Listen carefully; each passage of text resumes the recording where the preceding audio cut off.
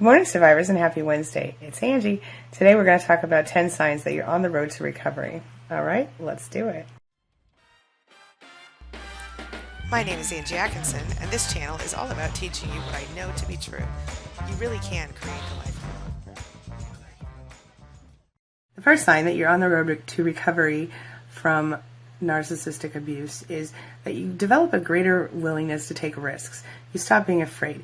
You realize that playing it safe is a sure sign that nothing awesome will happen. Obviously playing it safe, something bad might not happen if you play it safe, but also something great might not happen. Now, am I telling you to risk your life? No, but I am telling you to take small risks. It does lead to better success. The second sign you're on the road to recovery from narcissistic abuse is more integrity. Now, I'm not saying you didn't have integrity before, but the fact is that success involves sometimes other people. And one of the most effective ways to build relationships is to demonstrate integrity. So you're going to become, and when I'm talking about healthy relationships, obviously, so you're going to find yourself doing the right thing even when no one's watching, and it's going to become a habit. You might already be doing that anyway, but that's one sign that you will be closer to being recovered from narcissistic abuse. Number 3, the ability to deal with obstacles and setbacks is another sign that you're closer to being recovered from narcissistic abuse. I think we're always going to be in recovery a little bit, but obviously the closer you get to being a whole person, the better it feels. And so the more you attempt, the more challenges you face. Then pretty soon you're going to learn that the phenomena aren't that big of a deal. You just deal with them and you move on toward your goals when you have a setback or an obstacle. See? So see it as a stepping stone rather than a setback. Number 4, gratitude. I tell you every day, think of 10 things you're grateful for and 3 things you love about yourself. Gratitude. The more you attempt to accomplish, the more you're going to appreciate the many blessings that you already have. And so when you take a point of appreciating the blessings that you already have, of course, you're a little closer to success anyway. There's a lot more there than you realize, isn't there? Number 5, and this is a big one.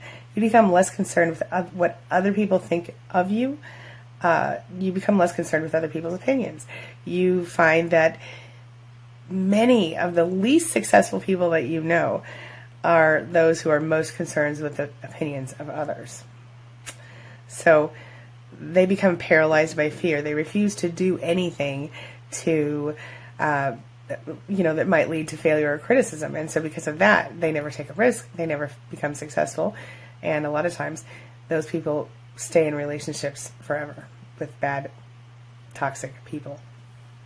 They don't recover. Of course, you have to raise your standards. So that's number 6, raise your standards. When you raise your standards, you keep going forward. So once you become satisfied, you stop making progress.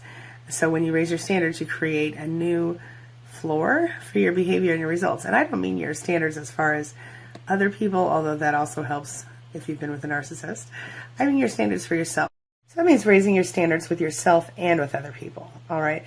And I don't mean to say that you have to live up to anyone's standards but your own. Understand that, all right? Let's move on to number 7, a clearer vision for the future. So during your relationship with a narcissist, you didn't really always know where you were going. A lot of times, if you're still with a narcissist, you can probably relate to this. You often wait for them to tell you what to do because you know that if you choose your own thing, they're going to make it very difficult for you. So you're going to have a clear objective in your life if you're recovering that's going to make it easier to see the next step. It's really difficult for you to be successful in any endeavor if you don't know where you're going, all right? Know where you're going. That brings me to number 8, freedom from the past. Well, obviously, if you've been with a narcissist, there were some things in the past that sucked for you, okay? But successful people are focused on today. Successful people are focused on the future. You're going to be a successful person in that same manner. So you don't have to worry about what happened 10 years ago or 10 minutes ago or 10 days ago. Just worry about from now forward. Choose your path. Choose your own freedom. Choose yourself. Number 9, more self-discipline. I know, right? Like you haven't had enough already? But people who struggle with success, people who struggle with being happy, imagine that their success would require amazing effort and spectacular accomplishments. As it turns out, success is kind of boring 99% of the time. But it is the result of taking effective often boring actions throughout every day. So as we grow in our recovery, we will develop a new kind of self-discipline, not being disciplined by anyone outside of ourselves. Do you see where the difference? All right, and that brings me to number 10, which is something I'm pretty good at. It's the ability to laugh at yourself. When you see what success entails, you laugh at yourself. You enjoy your life and your success and your happiness on a regular basis. The fact is, when you're dealing with a narcissist, it's very difficult to even laugh at all sometimes. But some successes are easier to witness than others to achieve. You know, it's easy to measure your bank account or your body weight. Other successes are more subtle and can take longer periods of time, like narcissistic abuse. This is something that is an ongoing personal evolution, if that makes any sense.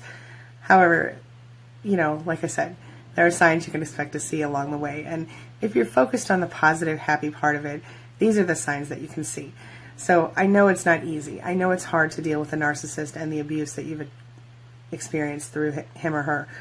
But if you keep your eyes open, you can see little signs along the way that it's getting better. Every time you see a sign, you will see a big boost of motivation in yourself and your life, and you'll know that you're on the right path. And that, my friend, is what it's all about. You feel me? All right.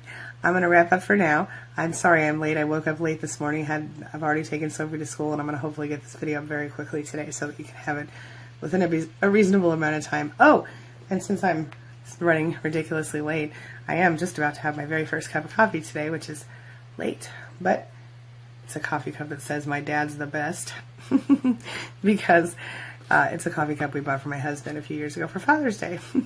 All right, I'm wrapping up. Oh, and I'm going to play you out with Sophie doing her little dance last night. It was really cute. I'll see you soon.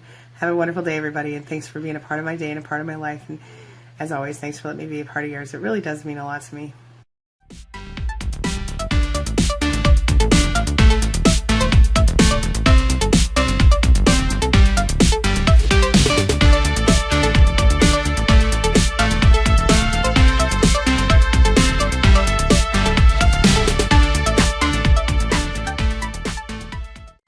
It's my mission to teach others what I know to be true.